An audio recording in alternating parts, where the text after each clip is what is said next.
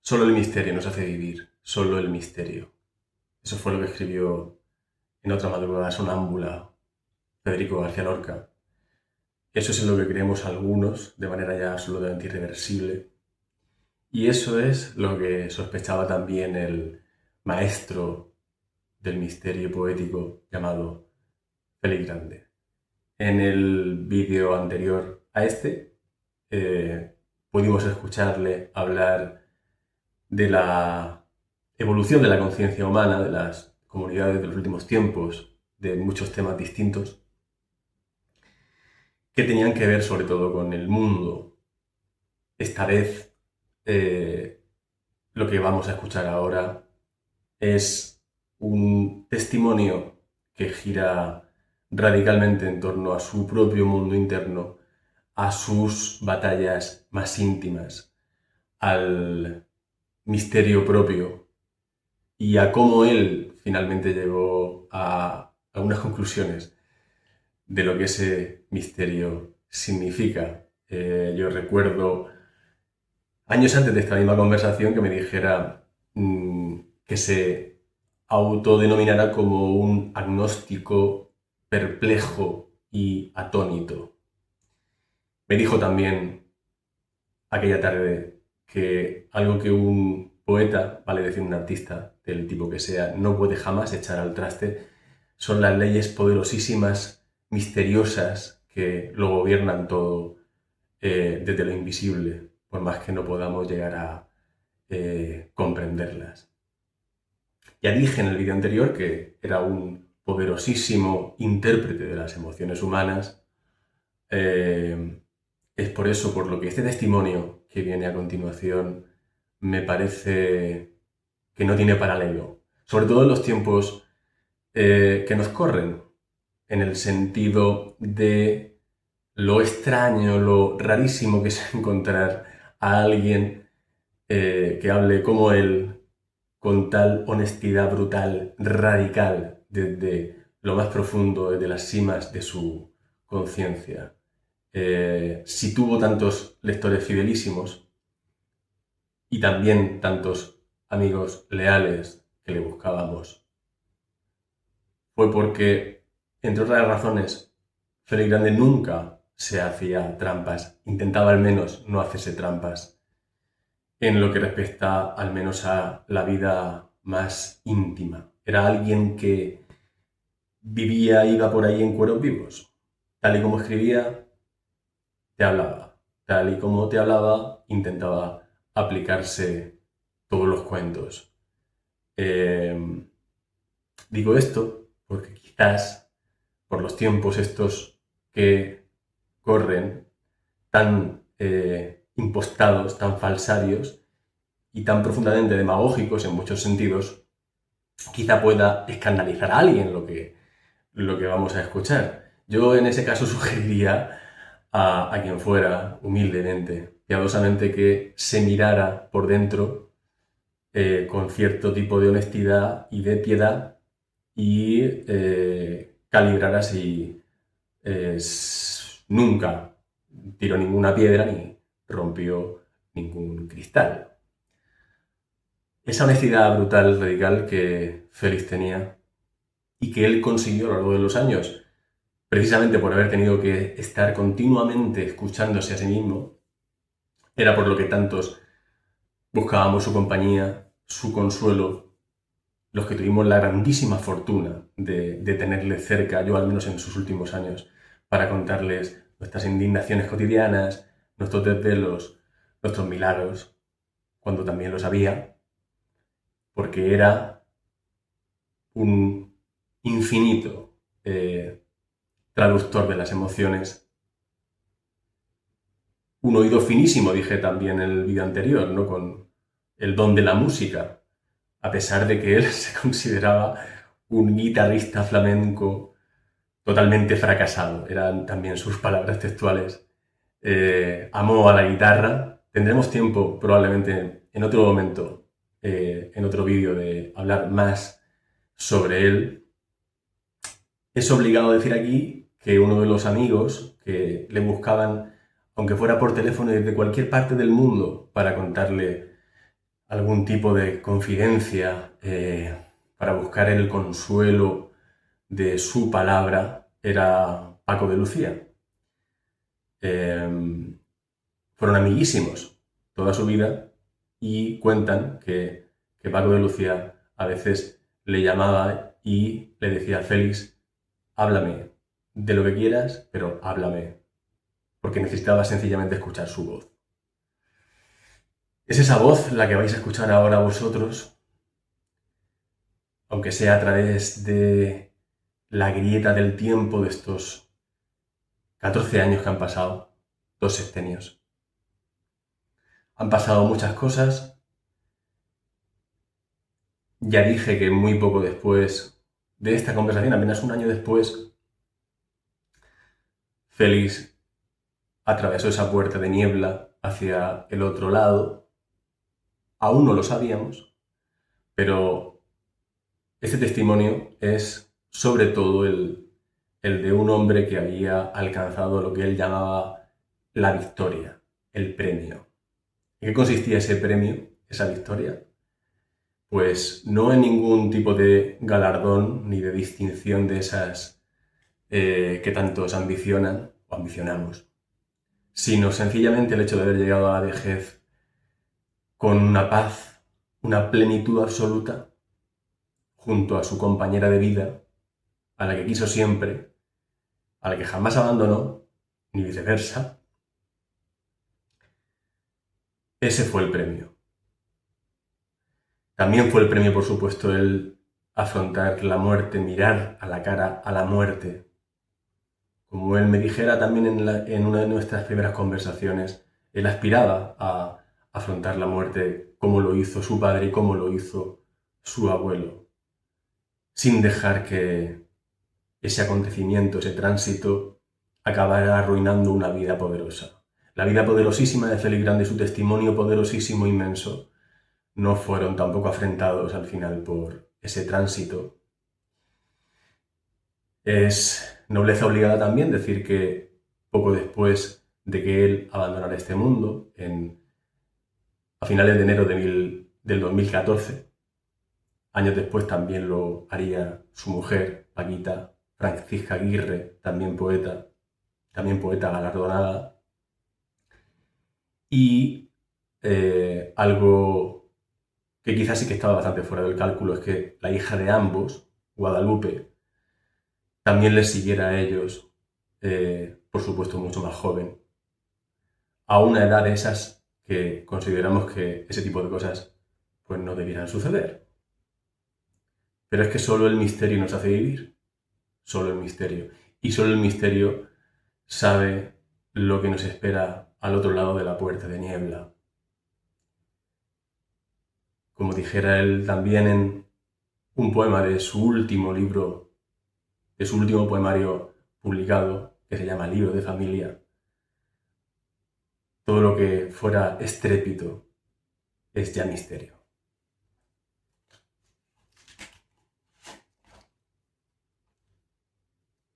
Ya es incendio en calma, eco de norias, procesión de nudos, tertulia de ausencias apretadas como los juramentos, coro de espigas en el viento dormido, templo en donde el silencio, con su elocuencia exacta, litúrgica, nacida en la semilla de la música, dice: bendito sea cuando aquí sucedió.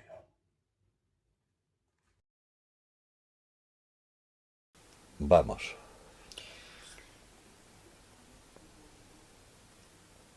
¿Ha llegado a entender usted cómo funciona la vida? ¿O para qué funciona la vida? He llegado a no entender ni la pregunta. Pues decía Henry Miller, por curioso que parezca, el fundamento de la vida es vivir. Yo no sé cuál es el destino del ser humano ni qué pasa después de la muerte. Nadie vino a contar lo que pasa después de la muerte y tengo la sospecha de que no va a venir nadie por ahora. Pero creo que el hecho de que seamos mortales y tengamos la vida muy cortita hace que tengamos la oportunidad de darnos cuenta de que precisamente porque somos finitos, cada hora de la vida es sagrada y es un prodigio. Y creo que el hecho de que nuestras endorfinas estén contadas en la historia de nuestra materia y un día acabarán, hace que cada orgasmo sea una prueba de omnipotencia casi divina. No necesito la eternidad en el tiempo. Ya sé que me voy a morir.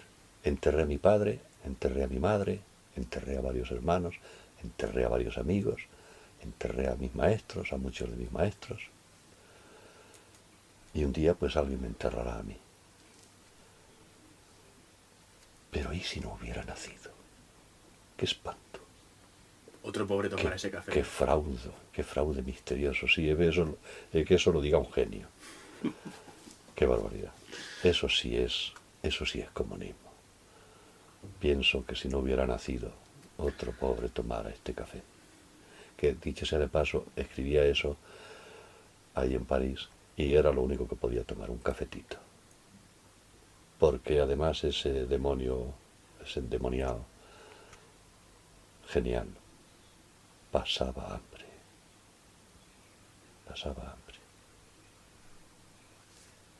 Joder.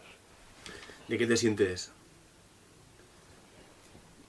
De toda tu vida, ¿cuál es la cosa o son las cosas por las que más orgulloso o satisfecho te sientes?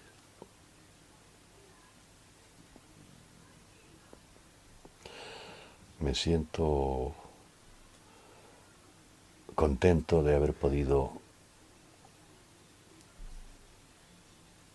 ajustar las cuentas con mi madre.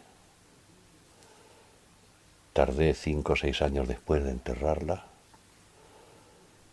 Me encuentro contento de haber podido perdonarme la culpa que sentía contra ella, porque, bueno, ya lo sabes, había sufrido mucho, era una mujer llena de terror, me contagió ese terror. Me siento orgulloso no, me siento afortunado de haber encontrado una mujer con la que llevo viviendo bastante más de medio siglo. Sé que el precio que tengo que pagar,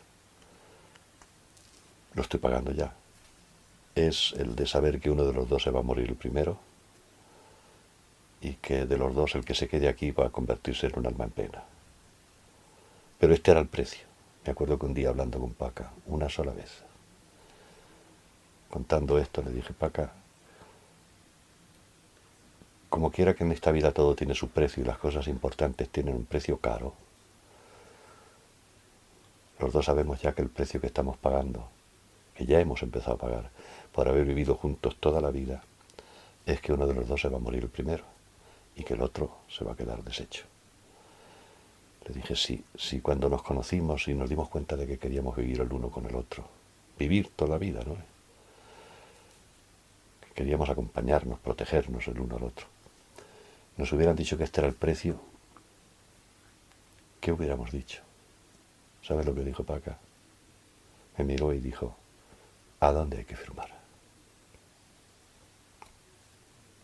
Me siento privilegiado por eso.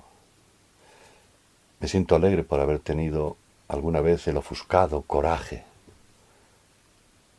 de tener hijos. No pude tener más que a Guadalupe porque problemas del, ¿cómo se llama eso? Del RH negativo. Eso de lo que presumía el tonto los cojones de Arzalluz. presumía como vasco del RH negativo. Bueno, el RH negativo de mi mujer ha hecho que Lupe no tenga hermanos. Pero me siento contento con que esté sobre la tierra.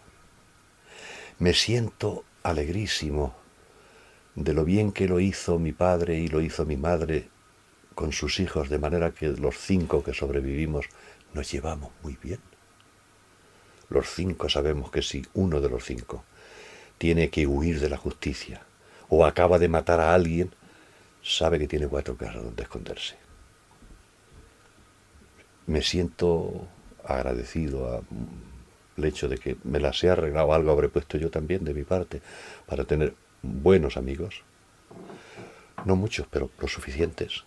Nadie puede tener 300 amigos. ¿Para qué? ¿Qué es eso? Pero los necesarios. Y de haber tenido y tener los maestros esenciales que prueban que son esenciales desde el momento en que pasan los años y las décadas y siguen siendo los maestros.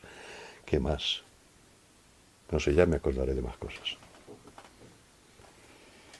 De los libros que he escrito, me alegra y tengo cierto narcisismo con respecto al hecho de que vivan y que se reeditan, pero no, en buena ley no puedo sentirme orgulloso de eso porque siempre he pensado, o desde hace mucho tiempo he pensado, y creo que es cierto, que las palabras son ellas las que te toman como pretexto o escriba, pero las que saben son ellas. Decía Unamuno, tened fe en las palabras porque ellas son cosa vivida. Y hace 1000 años que viven las palabras castellanas, y durante esos 1000 años han ido demostrando su inocencia, su fortaleza, su coraje, su capacidad de dominar la realidad. Y nosotros no somos más que escribas al servicio de esas palabras que no son objetos inertes a los que uno puede utilizar, sino criaturas vivas a las que hay que acercarse con mucho respeto, como lo que son, como criaturas de 1000 años de edad, como viejos y viejas de 1000 años. De manera que te imaginas a un electricista que esté rotundamente orgulloso porque acaba de poner una instalación eléctrica. Sí, puede sentirse contento porque ha hecho bien su trabajo, porque ha cumplido con la ley del trabajo, que es hacer bien, hacer lo que sabes hacer y hacerlo bien. Bueno, pues eso es todo lo que puedo hacer con mis libros. Pero por debajo de mi esfuerzo, de mi... ¿Qué coño esfuerzo? Si yo soy feliz siempre escribiendo. A mí no me cuesta esfuerzo, al contrario. Pero por debajo de mis horas de... Lo que hay es la turbulencia y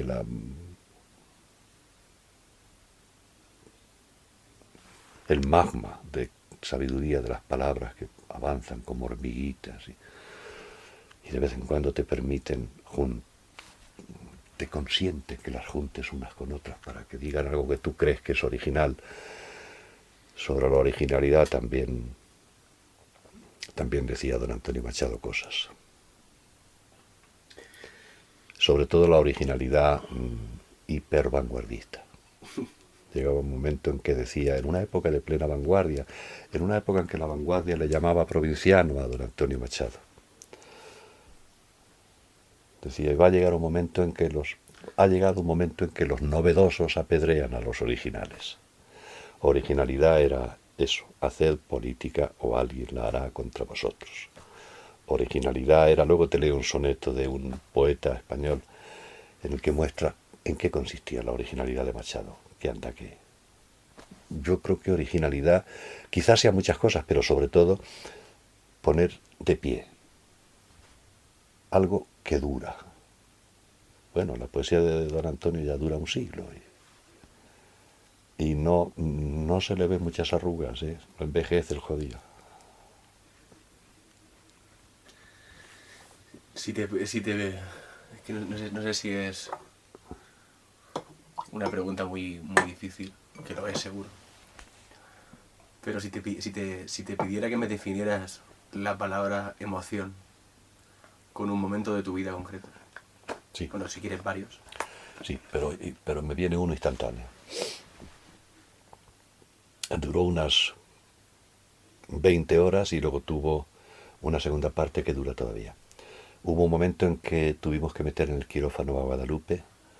Hubo un momento ya recién operada, a corazón abierto, en que los médicos no estaban seguros de que sobreviviera y esa inseguridad duró unas 20 horas. La emoción de esas 20 horas se ha quedado a vivir en el sistema circulatorio de mis años. Y lo que vino después, la alegría, la certidumbre de resurrección que sobrevino, ya dura 30 años.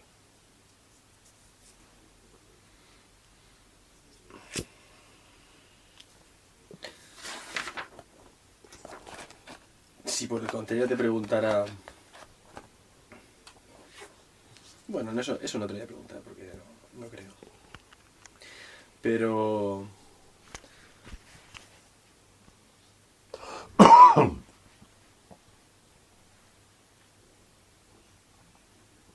¿De qué te arrepientes? ¿Te arrepientes de algo?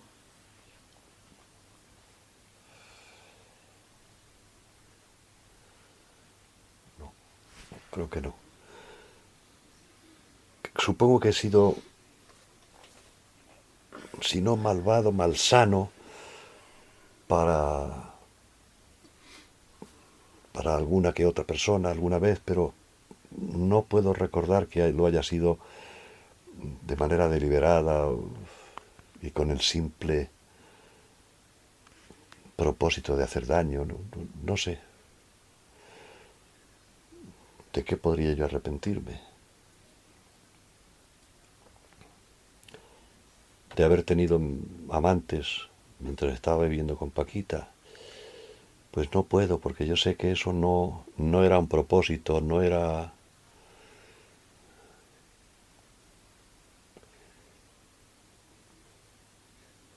No era algo que decidía yo, se decidía dentro de mí, se llamaba deseo, yo qué sé. Es verdad que mucha gente, cuando disminuye o desaparece su deseo con su pareja, van y se divorcian. Me parece muy bien. Me parece realmente muy bien.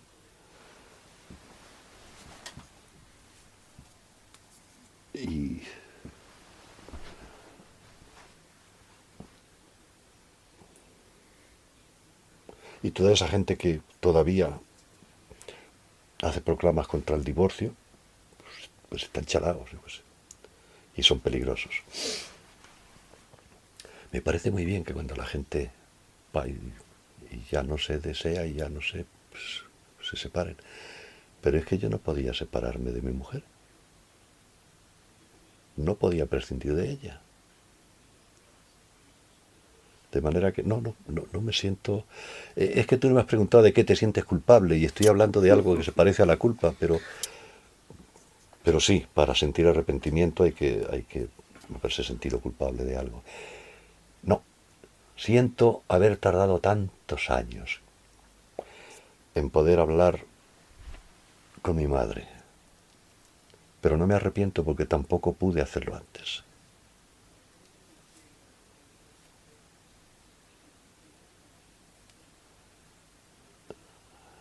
No sé, no se me ocurre. Ya sé que esto de que no se me ocurra nada de qué arrepentirme es una forma de arrogancia y de altanería.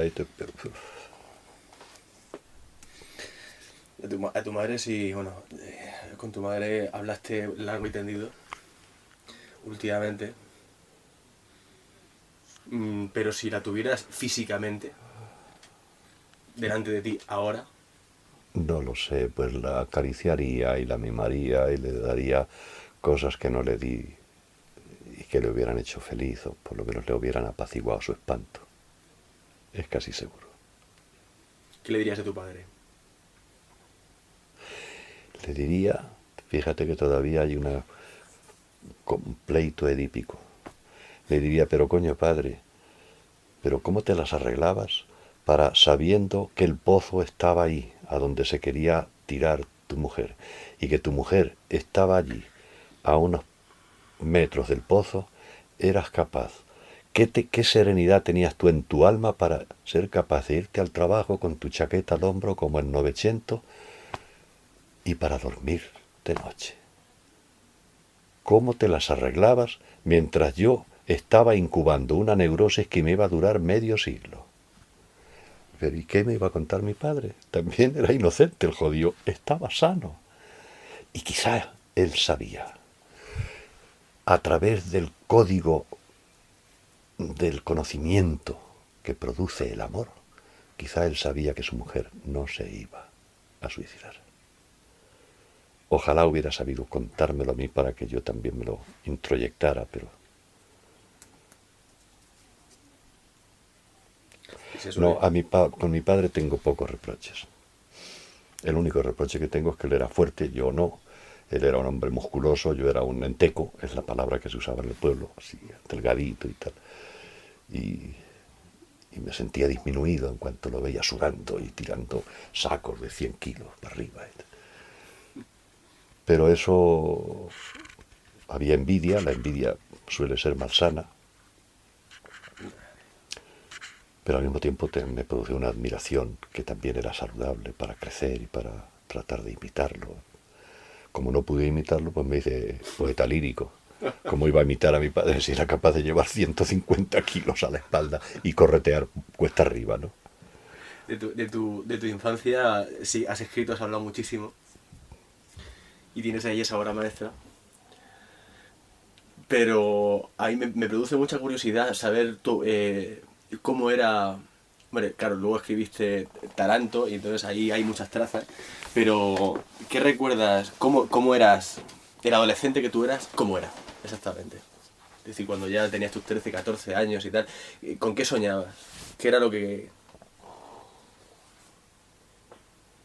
Yo creo que no soñaba yo creo que de una manera preconsciente con lo que soñaba era con abolir la angustia, emoción que sienten todos los adolescentes de este mundo, o hacerla disminuir. Y finalmente no, muy tempranamente encontré la manera de darle un cauce a la angustia, que fue tocar la guitarra flamenca y escribir poemas líricos y de amor. Encontré esas dos salidas y luego, afortunadamente, muy poco después me encontré con Paca, y entre las palabras que venían de hacía 1000 años, la música flamenca que tenía 100 años ya o 150 años de edad, y aunque no había llegado Paco de Lucía, pero ya habían llegado el niño Ricardo y bueno, y las muchachas, y luego finalmente Paquita, y luego mi hija, pues me las arreglé para que la angustia no pudiera conmigo. De hecho, dentro de poco, unas pocas semanas, voy a cumplir 76 años. Y a pesar de que mi padre era infinitamente más fuerte que yo, se murió con 78. Y yo no me disgustaría llegar a 100. No, te estoy hablando desde un momento en que no tienen mucho, tiene que ver, pero no todo que ver con lo que han sido muchos años de mi vida. He estado neurótico durante muchísimo tiempo, muy neurótico, y a veces imaginaba que la vejez iba a ser pavorosa, iba a ser atroz. Pues no sabía que me estaba esperando una etapa de serenidad absolutamente maravillosa. Ya sé que tengo la muerte más cerca. ¿Cómo no lo voy a saber? Pero no porque lo sienta en mi cuerpo, que también, sino porque esta es la ley. De aquí no se queda nadie de simiente, me lo decía mi abuelo, que era pastor, y que juntaba las letras para poder leer una palabra y juntaba las palabras para poder leer un artículo de Pablo Iglesias. Pero no tenía ni idea de que me estaban esperando unos años felices, felices. No, es verdad, yo creo que no he sido nunca más feliz que ahora, nunca. Cierta bestia fantasmal, cuya madre se llamó Guerra Civil Española, acechó a Félix Grande durante años, décadas de insomnios interminables, de persecuciones a ciegas por el laberinto de su angustia. Hay un poema en prosa escrito en alguna madrugada sonámbula de 1969, llamado La Pantera, en la que llama a esa pantera su hermana mayor. No es trivial recordar aquí que Félix había enterrado a 3 hermanos más pequeños que él antes de cumplir siquiera los 7 años, cosa habitual por otra parte en la España de principios del siglo XX. El poema, entre otras cosas, dice: esta pantera es mi hermana mayor. Rugió por primera vez cuando yo amaba aún todo cuanto me sucedía. Nació así entre nosotros cierto cariño deshonesto e incomparable. Di la verdad a estos. Diles que me defiendo de tus arañazos, que mi mayor lujuria consiste en meditar tu destrucción. Diles que me he servido contra ti de todas las armas, las mujeres, el trabajo, la música y millares de cigarrillos, los amigos y las palabras, el arte, el alcohol. Yo vivía como la palabra socorro. Yo vivía en legítima defensa. Esta pantera es mi hermana mayor. Me vigila como un océano a la costa y me nombra por mis diminutivos. Yo la vigilo como un reo de muerte a los minutos y le llamo tristeza a falta de un nombre más vasto y depravado. ¿El primer recuerdo que tienes? ¿Tienes algún recuerdo que conserves que pienses que es el primer recuerdo consciente de tu vida, de tu infancia, de siendo niño? Los recuerdos más lacraos son los de mi madre descompuesta caminando hacia el pozo o echando una soga enloquecida y histérica. Digo histérica sabiendo que hablo de una enfermedad, no es un insulto, a las ramas del árbol del patio a ver si se ahorcaba.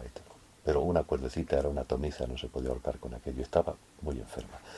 Pero esos son los recuerdos más lacraos y más testarudos y quizá los recuerdos más arrogantes de los que yo dispongo, y por eso los recuerdo, pero no más atrás, porque a estas alturas yo ya tenía 6 años, 7, hay recuerdos más anteriores. Recuerdo también un momento quizá un poco anterior, en que perdí, jugueteando con los chiquillos, y perdí un cestito de aquellos, un capacho, de aquellos que llevaba una barrita de metal, no recuerdo qué era. Y cuando llegué a mi casa se me había perdido el cestito. Era un cestito de anea, de aquellos cestos que había pequeñitos para ir a la compra. Y algo me habría encargado mi madre que comprara o tal. Y llegué sin el cesto y entonces mi madre me dio una paliza. Mi madre se puso colorada y empezó a pegarme con la mano en el culo y luego en el cogote. Mi madre tenía la mano larga, era una virtuosa en el arte de darle azotes a sus hijos. Pobrecita. Desde el año 36 sufriendo hasta que cumplió casi 90 años.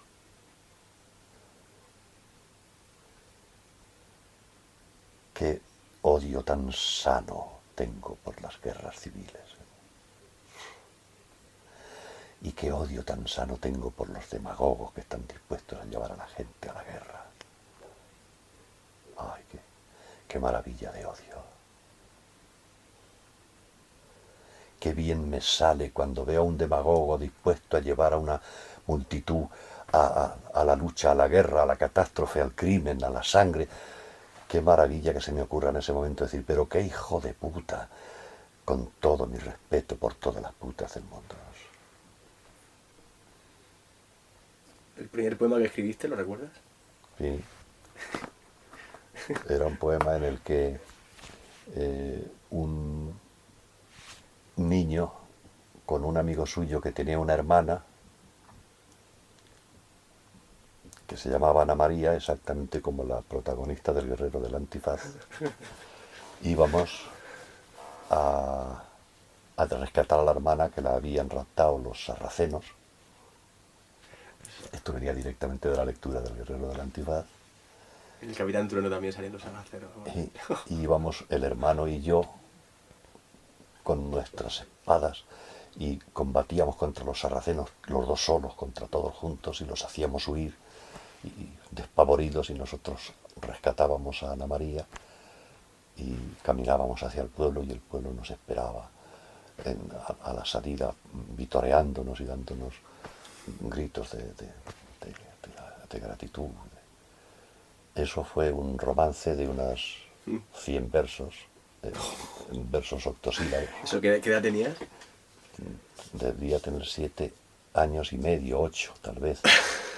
8 o 8 y medio, porque fue entonces cuando mi padre, que leyó el poema, se dio cuenta de que de que el regalo que me tenía que hacer, a la vista de que le había salido un ilustrado, que era su hijo mayor, ya entonces tenía hermanitos, me compró para un cumpleaños, debió ser un poco antes de los 8 años, porque fue a los 8 años cuando me compró las obras completas de Gabriel Galán, en donde aprendí toda la retórica que he utilizado luego, me acuerdo de aquellos versos que decían: besaba la espantosa podredumbre con locos arrebatos de ternura y tal. Sí, me aprendí de memoria bastantes poemas de Gabriel Galán. Claro. Y algunos luego, poco tiempo después, cuando ya era guitarrista, tenía ya 15 años, de vez en cuando íbamos un grupo de artistas flamencos, un cantaor o dos, un guitarrista, un muchacho que hacía pruebas, hacía juegos de manos, y sacaba, no conejos, pero cosas de un sombrero y tal. Una muchacha que bailaba flamenco y cantaba por Lola Flores. Íbamos al casino, y entonces el guitarrista, además de acompañar a la guitarra a los cantadores, pues se echaba unas poesías en escena. Las poesías. Y eran las poesías de Gabriel Galán. Yo le recitaba El ama, La pedrada. Tienes... Porque a mí me pasa, y es una maravilla. A veces creo poder recrear y sentir otra vez ese seísmo maravilloso de sentir que te mira de reojo, o miras de reojo a una niña por primera vez. Esa cosa como sísmica que se siente aquí en el estómago cuando uno empieza a saber que hay algo ahí, que es un misterio inaudito, y que es probablemente el único motor de tu vida para siempre. Porque yo recuerdo, por ejemplo, alguna imagen en el colegio al lado de la huerta, y tener 5 o 6 años o los que fueran, y sentir una cosa tan hermosa y tan profunda. ¿Tú recuerdas eso? ¿Recuerdas las primeras veces? ¿Recuerdas el enamorarte siendo muy niño? Sí, yo recuerdo una cosa hasta que me duró hasta muy tarde. Estaba bien entrada la adolescencia. Recuerdo que yo consideraba que las muchachas, las mujeres del otro sexo, que eran poco menos que sagradas, que con que me hablasen, me contestasen o me sonriesen, demostraban ser omnipotentes, maravillosas, y yo casi insignificante. No sé lo que me habrá durado eso, pero sí sé que en aquel momento yo tenía muy claro que la mitad de la humanidad era infinitamente superior a la otra mitad. Yo formaba parte de la otra mitad. Pero en cualquier caso, la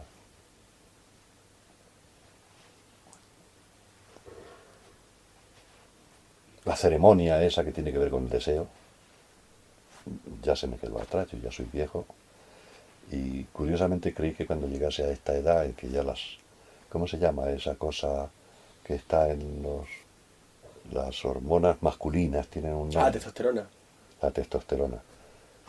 Eso ya no se produce, ya no se me produce por la edad que tengo y por una diabetes heredada de mamá, pero diabetes B, pero las dos cosas juntas hacen que eso ya no se produzca, o prácticamente a muy poca cantidad. Entonces, como eso ya no se produce, resulta que yo creí que cuando eso llegase que iba a ser una catástrofe. No lo es. Eso es lo que pienso yo ahora, si llega viejo, y no lo es. No lo es en absoluto.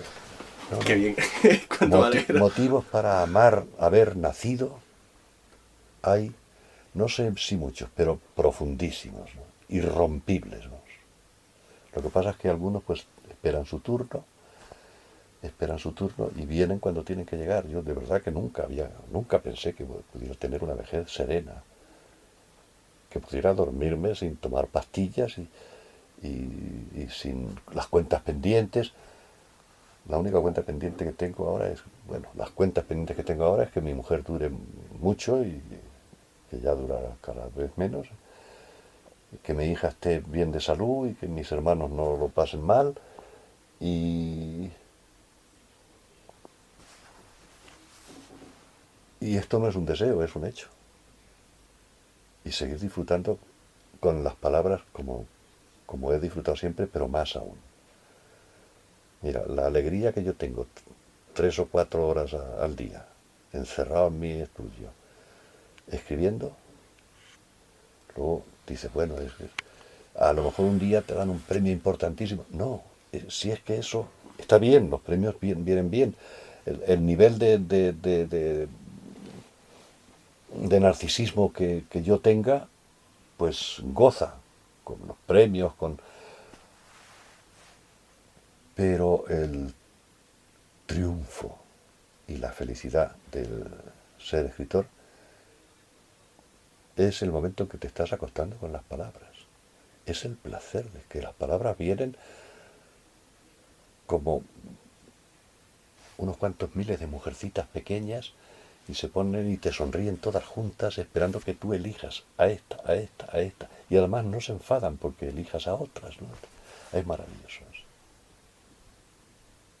Hombre, ya veremos qué pasa cuando empiece de verdad a sentirme viejo, a arrastrar los pies, ya veremos. Pero ahora...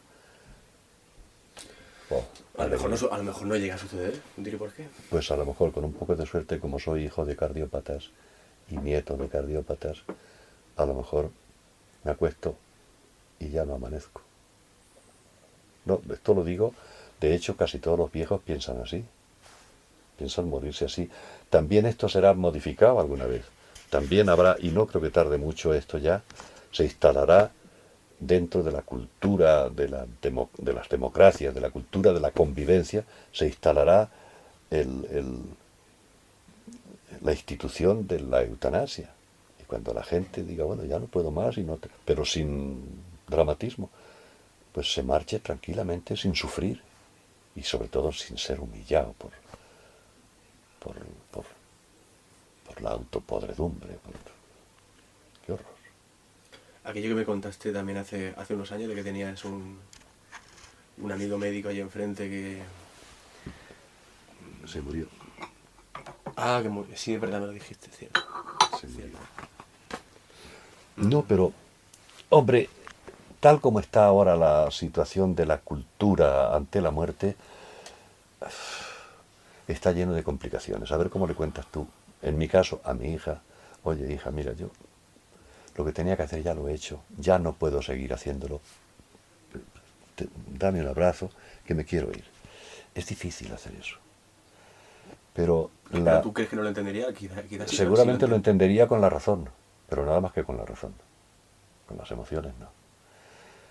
Pero vamos, por otro lado, la naturalidad con la que veo que si Paca se muere antes que yo, que es muy probable, tiene 6 años más que yo y se le notan los años en sus bronquios, en sus pulmones, en su corazón.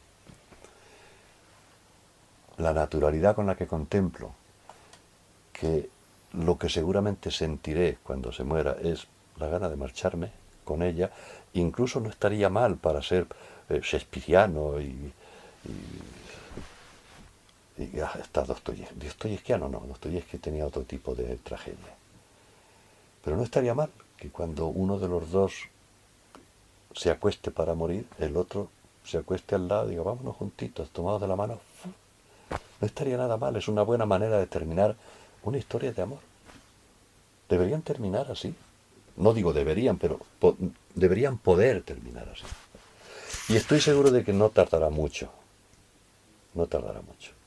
La gente en general ha aprendido ya que no es imprescindible sufrir. Y por eso va y hace revoluciones, y lucha, y sale a la calle, y acordona el el Parlamento. Y se ponen delante de la policía cuando vienen a desahuciarlos. Pues de la misma manera la gente dirá, ¿y por qué tengo que sufrir estos quizá años?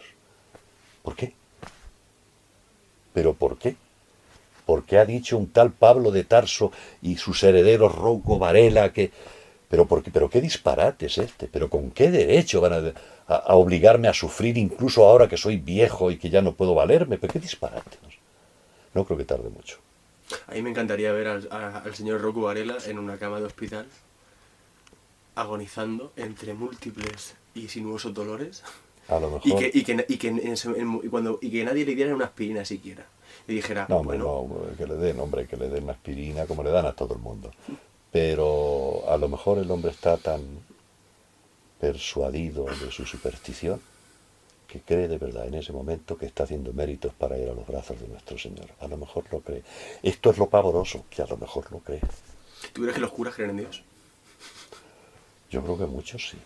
A su manera sí creen. No a la misma manera que los sacerdotes que se van al barrio a ser abnegados con la gente o que se van a América para hacer no. Pero yo creo que a su manera sí. Y esa soberbia absolutamente infantil que supone el creerse con la verdad absoluta de cosas sobre las que ninguno tenemos ni la más remota idea. Así son las religiones, y no solo las monoteístas, que la gente tiene también un cliché con esto. Esta certidumbre del Dios todopoderoso y omnisciente está en el Viejo Testamento, ya 3000 años antes del Vaticano. El Vaticano coge, lo refina, lo hace refinado, lo convierte en una multinacional, un negocio admirable. Imagínate, la materia prima es el terror. Imagínate, materia prima tiene inagotable, no es como el petróleo que un día se acabará, no, esto no, por ahora no. Pero también existía en las religiones no monoteístas la crueldad y la explotación de los dioses aztecas es pavorosa. La necesidad de dioses para tapar el espanto de morir, yo qué sé desde cuándo viene.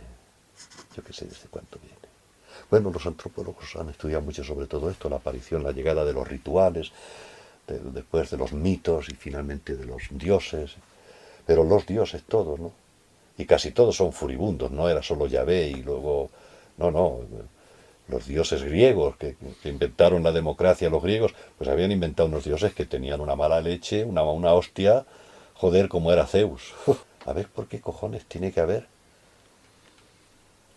unos dioses que autorizan a sus varones que creen en esos dioses o que los han inventado ellos y tal, y que obstinadamente los mantienen vivos, autorizan a lapidar a las mujeres,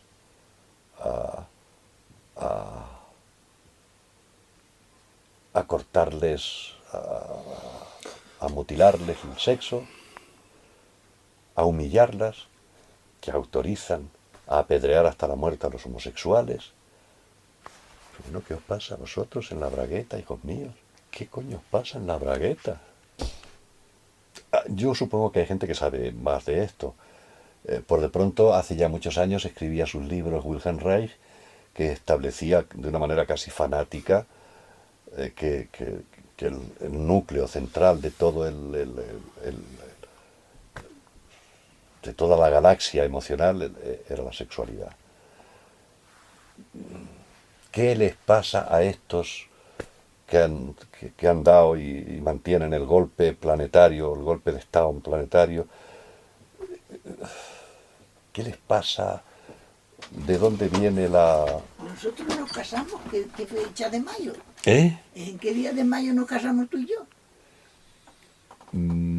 30. El 30, ¿verdad? ¿Cuándo nació Lupe? ¿El 20? El 20. Nosotros el Nosotros 30. el 30. Sí, yo tenía metida en la cabeza que era el 20 y tanto, pero no. 30. El 30, sí. Me llevo la cabeza podrida, ¿eh?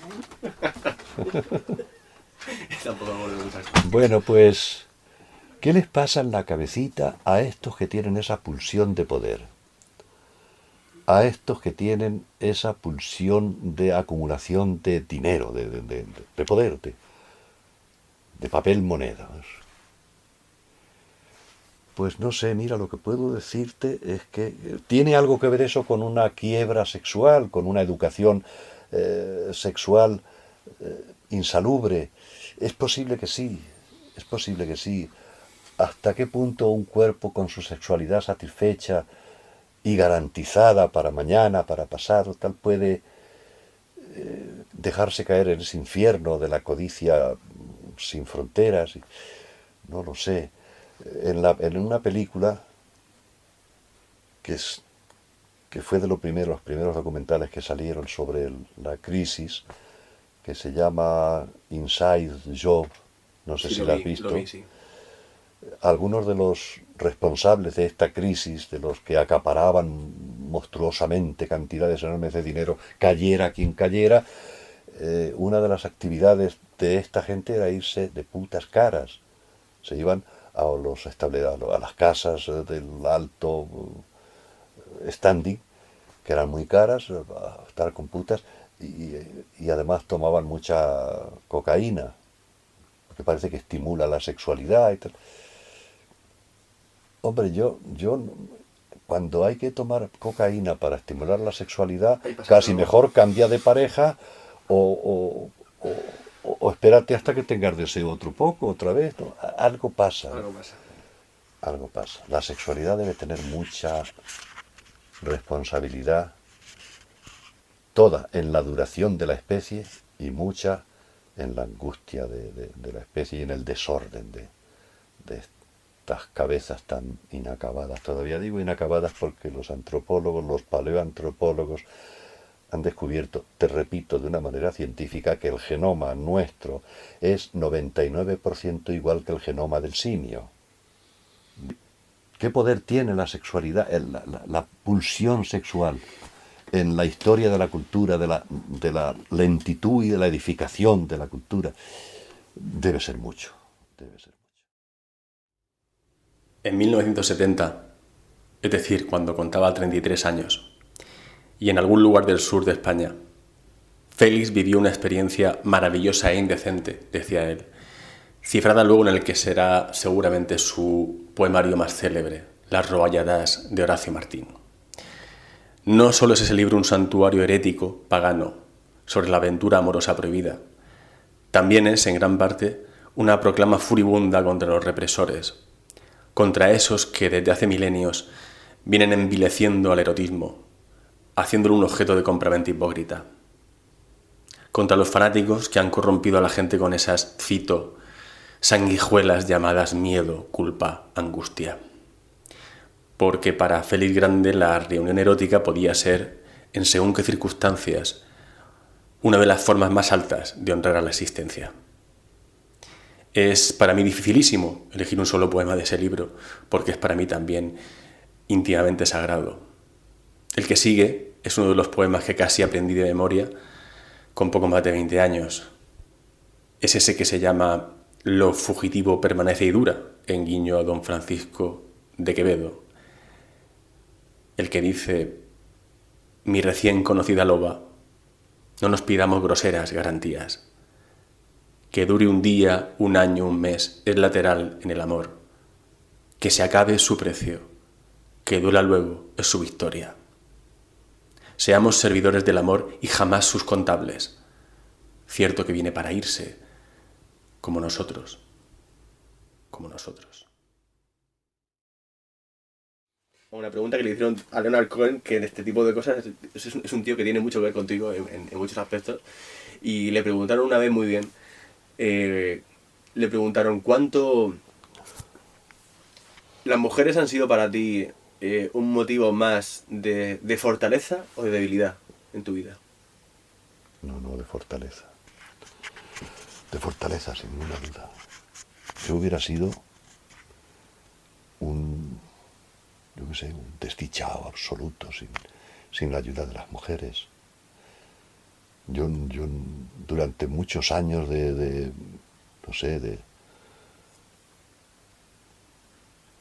buen funcionamiento sexual, yo no podía entender una cama sin una mujer conmigo, ¿no? Y yo no sé cuántas cosas he hecho yo para seducir a las mujeres, pues casi todas. para mantener lo que ya estaba seducido, para no perder a mi mujer, a Paquita, casi todo. Pero ¿cómo se puede vivir sin mujeres? Pero sí, ya sé que sin mujeres no. Sin un deseo y sin esa cosa que llamamos amor, que nadie coño sabe lo que es. Pero está ahí, sí. Le puedes poner otros nombres, dependencia, yo qué sé. Pero vamos, yo no me quejo de eso, no, ¿por qué te vas a quejar de que el deseo tenga unas leyes poderosísimas? Joder, si es que sin eso, para empezar, es que no hay duración de ninguna especie. Y no veas cómo es el deseo en algunos otros animales del reino animal, algunos insectos hay una llamada mantis religiosa que se come al macho y el macho iba a decir sabe que se lo van a comer, a lo mejor no lo sabe, no lo sé, pero va fatalmente, hay una fatalidad maravillosa en el deseo. Y a todas las mujeres que han pasado por tu vida y por tu cama, a día de hoy, ¿cómo las recuerdas? ¿Las recuerdas a todas? Algunas ya no recuerdo ni su nombre, pero muchas otras recuerdo mucho de lo que viví con ellas. Y lo cierto es que las cartas que me escribieron y las fotografías que me dieron están todas en su sitio, todas metidas en carpetas. A veces he pensado que antes de morirme, para que mi hija no tenga un conflicto edípico muy grave, me convendría pegarle fuego a todas esas cartas y prender fuego a todas esas fotografías. Pero no puedo. No puedo. Si alguien lo hace, que lo haga ella. Se lo tendré que pedir, antes de morirme, se lo tendré que decir, mira hija, ahí están las fotos, todas, y ahí están las cartas, todas. Hay muchas, hay incluso cartas, copias, fotocopias de cartas mías. Las cartas mías las podría tirar al fuego, pero las otras no. Si te estorban mucho, me las puedes dejar a mí y yo te las puedo guardar. Eso, muy, claro. muy gentilmente. Se llama albacea, testamentario. Albacea. Claro. No, creo que te he contestado. ¿Qué haya debajo de eso? No lo sé. Amor, es evidente que pude prescindir de todas, una por una. De la única que no pude prescindir es de Francisca Aguirre. Pero desde que la conocí, incluso en situaciones de crisis, no podía prescindir de ella, nunca, nunca. Y me podía haber ido con mujeres muy jóvenes y bellísimas, algunas. Me podía haber ido con gente que tenía mucho dinero y que me habían sacado de pobre. Eso que se llama dar el braguetazo.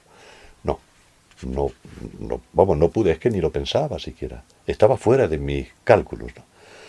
Ahora, una cosa es que yo sabía quién era el amor de mi vida, quién me había salvado la puta vida, porque si no, posiblemente, si no doy con ella, no estoy seguro de que hubiera durado. No estoy para nada seguro de que hubiera durado. Pero sin embargo, las otras que fueron bienes colaterales, todas sus cartas están ahí. Y todas sus fotografías están ahí. Ahí, no digo dónde, pero están ahí. Y si alguna vez pienso, coño, tendría que prenderlo al fuego, echarlo al fuego, esto, total. Ahí sí que voy a sentir que la muerte existe. Ahí sí que me da un crujido, digo, no, ya me moriré cuando me tenga que morir, pero antes no. ¿Y crees que hay más puede que haya más de ti, del fondo real y verdadero de ti mismo, en esas cartas que escribías a esas mujeres, más que en tus libros públicos? No. A lo mejor también me mentía a mí mismo y hasta puede que mintiera conscientemente en muchas de esas cartas. Tanto o más que en los libros. No. Pero es que no importa, lo que cuenta no es la sinceridad mensurable que puedas contabilizar en una relación con una mujer. Lo que cuenta ahí es mucho más secreto, mucho más misterioso. Sí, eso me refería, a la verdad que no se dice. Mucho más misterioso, que no se puede decir. No se puede decir. Pero, sin embargo, ¿por qué voy a prenderle fuego a sus cartas? ¿Por qué voy a prenderle fuego a esa evidencia de mí. ¿Qué significa aquella mujer? No. Una cosa es ser ateo y otra cosa es no reconocer que lo sagrado existe. Quizá la evidencia más alta, de más alto rango, el mayor honor. Esas cartas, por ejemplo, quiero decir, cualquier tipo de cosa que pueda dar testimonio de que aquello existió y de que fue real. Más incluso que todos los honores que te puedan... A lo mejor yo las guardo por una especie de narcisismo invisible y a lo mejor en el fondo de mí, allí donde está no lo latente, sino no lo manifiesto, sino lo latente, a lo mejor allí lo que palpita es una angustia ante la muerte, una necesidad de durar, de sobrevivirme, no lo sé, pero no lo creo. Lo que sí sé es que si alguna vez pienso en coger las carpetas, sé cuáles son, y son muchas carpetas, y echarlas todas a una hoguera, me crujen los huesos. Y digo, no, ahí está la palabra no delante de mí, como un muro, de ninguna manera. De ninguna manera. ¿Y dónde te gustaría que acabaran una vez que tú no estés? No sé dónde acabarán.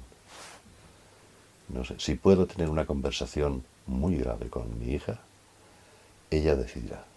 Será ella la que le prenda fuego. Y me parece bien que ella le prenda fuego si eso le sirve a ella para acabar con el pleito edípico que pueda tener conmigo, como todos los hijos, todas las hijas. Me parecerá muy bien que lo haga y hasta quizás sea yo el que le diga, mira, quémalas tú. Y si tienes coraje, sin leerlas, quémalas para que no te hagan daño. Pero yo no las quemo. Sé que ha habido mucha gente que sí las quema y no los culpo. Pero yo no puedo. A mí me salvaron la vida, coño. Si yo estaba programado para el suicidio o para la destrucción, yo me hubiera roto el hígado con el alcohol o me hubiera roto todo con pastillas, que era lo más inofensivo, lo menos sanguinario que había en aquella época. Pastillas. Y no lo hice.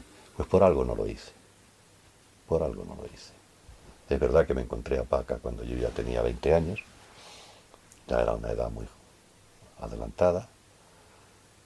Pero yo creo que ya habían empezado a salvarme las palabras y las mujeres y la música. La guitarra, la puta guitarra. Ya te conté alguna vez que yo tuve una guitarra, la guitarra más barata del mundo. Me costó 20 pesetas. No te arrepientas de tu vida disipada, para nada. Necesitabas salvarte la vida y te la vienen salvando, ¿eh? No te hagas ilusiones. No te la está salvando tu inteligencia, tu método, tu abnegación, tu capacidad de trabajo, tu orden. Te la están salvando fundamentalmente las mujeres. Y si has dado con una que quieres que te acompañe hasta la muerte, hostia, eso es un privilegio, eso es maravilloso. Eso es maravilloso. Y algo tan maravilloso como eso. Llega un momento cuando te das cuenta de que eso es maravilloso y dura, llega un momento en que te dices a ti mismo delante del espejo, pues algo habré hecho bien para que dure la maravilla. No, esto me lo han regalado los dioses. ¿Qué dioses? ¿Me lo ha regalado la vida? Pues sí, pero algo habré ayudado yo. ¿A ti te parece que alguna vez en tu vida, sea en el amor o sea en lo que sea, has tenido la certeza absoluta de que en realidad no eras tú el que estaba haciendo lo que estabas haciendo, sino que había como una especie de mano invisible, a la que no vamos a calificar ni a nombrar, que te estaba llevando hacia ciertos sitios decisivos en los que tenías que llegar? No recuerdo. No recuerdo que ese poder lo han tenido todas las mujeres con las que he convertido el deseo en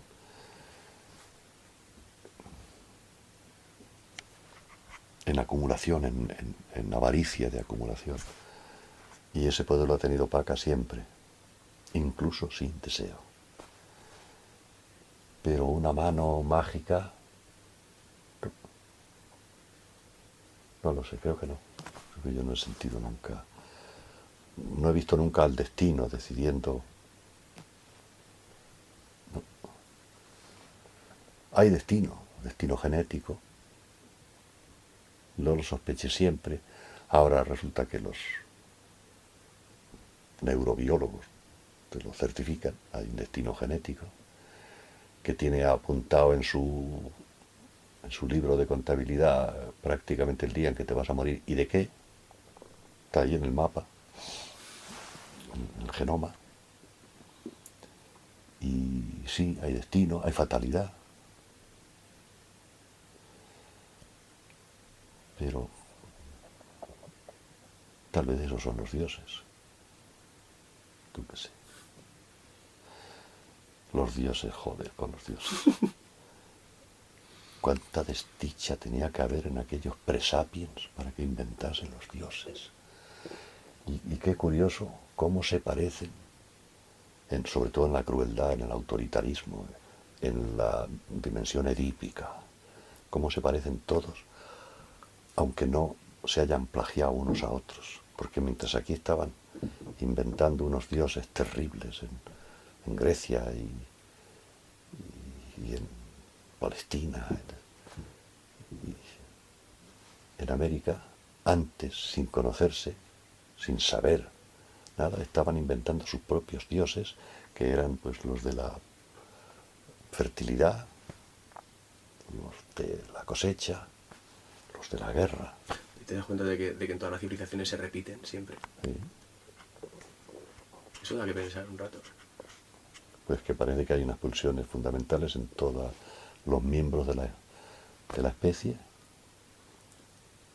y necesitan, no es que inventan, necesitan la invención de las mismas soluciones para continuar.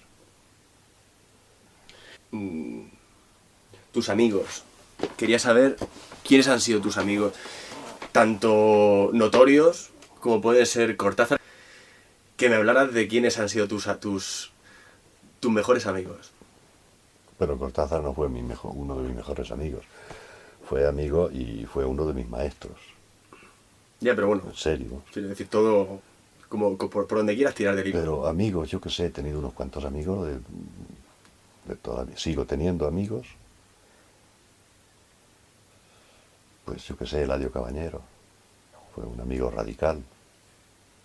Pepe Hierro, que tuvo algo de maestro también, pero amigo radical durante toda su vida hasta que murió. Luis Rosales fue también en parte maestro, pero un amigo que me acompañó y al que yo acompañé hasta su muerte. Sí, no tengo muchos amigos a la vez, pero los amigos que tengo sí sé que contribuyen a hacerme la vida más feliz, sin ninguna duda, vamos.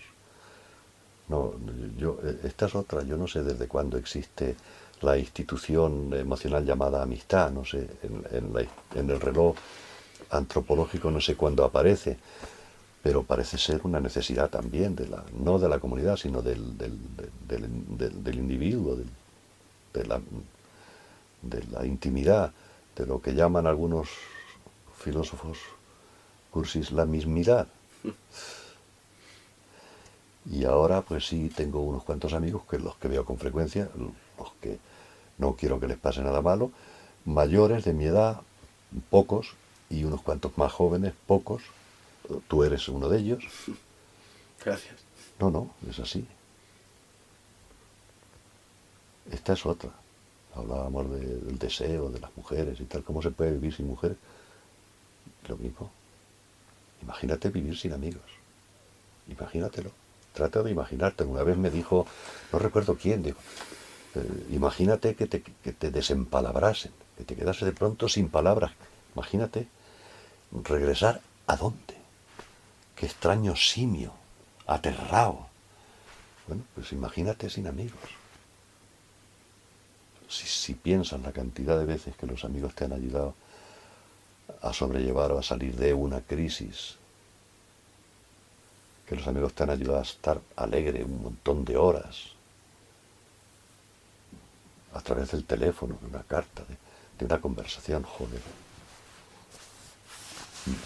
Yo no sé si los antropólogos habrán encontrado el momento del reloj de la historia en el que aparece la institución amistad, porque lo que hay antes es el liderazgo a lo bestia, aquí mando yo, la necesidad de tener un líder de todos los demás de la tribu. Las tribus eran de 25 personas, 30, entre niños, mujercitas, madres de 14 años y viejecillos de 32.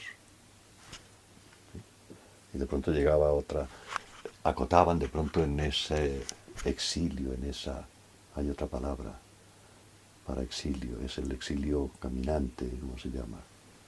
Bueno, Éxodo, quizás. Éxodo, en el éxodo de aquellos primates por una Europa aterradora, de 30 grados bajo cero, una Europa con unas glaciaciones disparatadas. De pronto encontraban un rincón del planeta que tenía unos árboles frutales, o que había mucha caza allí cerca, y entonces establecían su territorio.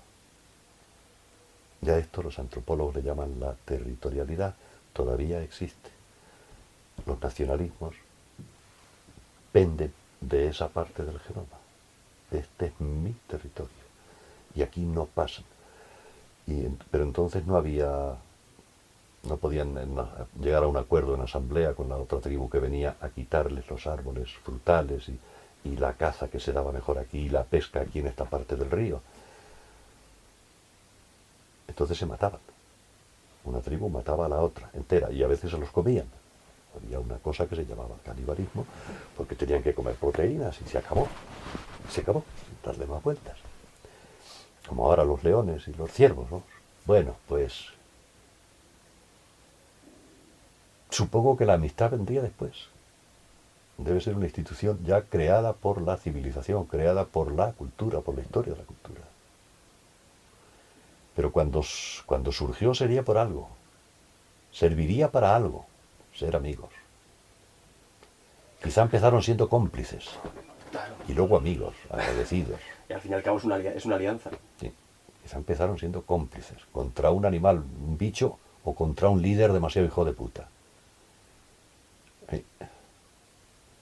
Y luego, después de la amistad, o junto con la amistad, nació también la revuelta. La revuelta. No, este cabrón se come la mejor parte y le pega a la que me ha parido. Pues vamos a matarlo juntos. Y ahí ya crearon la revolución. Sentían espanto por la puesta del sol. Se alimentaban de animales horrendos. Padecían las nevadas, la lava, las tormentas. Tenían únicamente cuevas y brujos y tiranos. Hoy escucho la lluvia que suena en la ventana, susurrando las sílabas siderales de la horda como interrogaciones resurrectas. Emocionado, me arrebujo en tu respiración, paso la lengua por tu piel dormida, y mientras oigo lentamente la llovizna del mundo, saludo con misericordia a aquellos ancestrales hermanos.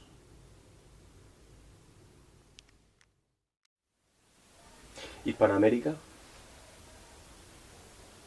¿La recuerdan mucho? Tú has estado solo una temporada, ¿no? No, yo he ido muchas veces. Y no solo a Buenos Aires, que es una de las ciudades más prodigiosas de este mundo. Supongo que entre otras causas por el mestizaje, por la pobreza europea que llegaba allí al granero del mundo y encontraban trabajo. Y podían mandarle unos monedas para el cafetito de Vallejo a sus familiares europeos. Llegaron polacos a montones.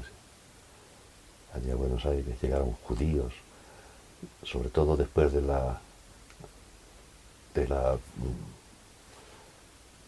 del brote antisemita de Rusia del año 1881, en Rusia, que hubo unos pogroms espantosos y la mayor parte huyeron, muchos a Norteamérica, pero sobre todo a Buenos Aires.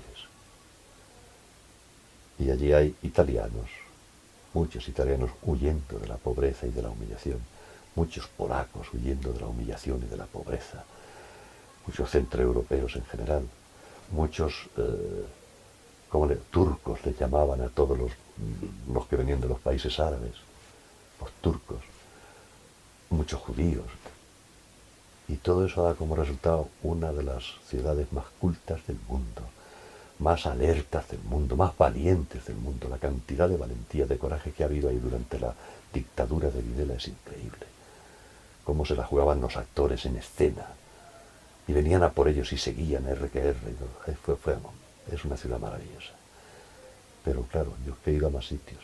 Yo vi lo que eran los dioses en México, lo que era la sacralidad precolombina. Estuve en Machu Picchu, Chile, joder. Y además es para un europeo, hijo de un país pequeñito y como todos los países europeos compartimentados, es un continente desmesurado. ¿Te quedan amigos allí? Sí, claro. Desde México hasta la Patagonia. Uno de los proyectos que teníamos para aquello, pero ya no podemos hacerlo, era coger un día nuestra cuenta corriente, desvalijarla y coger un avión y subir hasta México y ir bajando de país en país donde tenemos amigos para despedirnos de ellos, porque estamos siendo viejos y ellos también. Pero ya no, acá ya no puede. Y yo no sé estar a 3.000 metros de altura. En México a 2.500, en Perú, Dios, ni se sabe, según donde vayamos. Oye, ¿qué os parece si pido una pizza y vosotros la coméis aquí? No, mujer, no te preocupes, si estamos ya acabando, porque No, que me da lo mismo, acabáis cuando no, queráis. si es que yo he quedado de todas formas a las 10:30. Ah, sí. En quedado Malasaña para cenar con mis con amigos, con cenar otros en la amigos. casa de gente, porque como hacía ya un año que no venía, pues Ah, bueno. tengo ahí sarao, o sea que no te preocupes en absoluto. Bueno, pero yo pensaba que te ibas a quedar. No, mujer, nada, si además en 10 minutos ya Que hemos nada, no, hemos ¿tú quieres hablado pizza ya o de quieres eso. otra cosa? Hay ¿Yo? otras cosas. No, si a ti te apetece pides una, nos la comemos entre los Voy a dos pedir. ahí. Y cuando la traigan media hora, así que...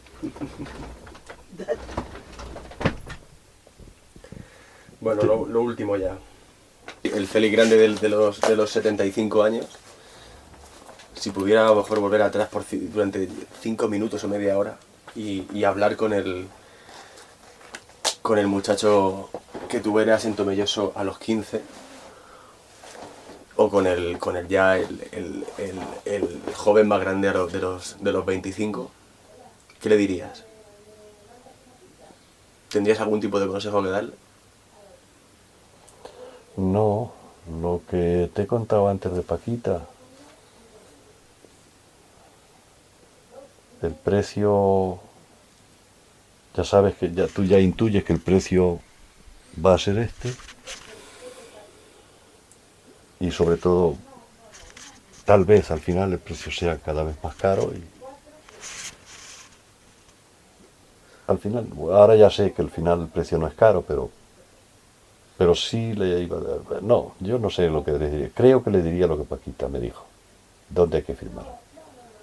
Mira, tonto de los cojones, que te estás sintiendo importantísimo porque sufres mucho. Dios mío, cuánto sufro, tal.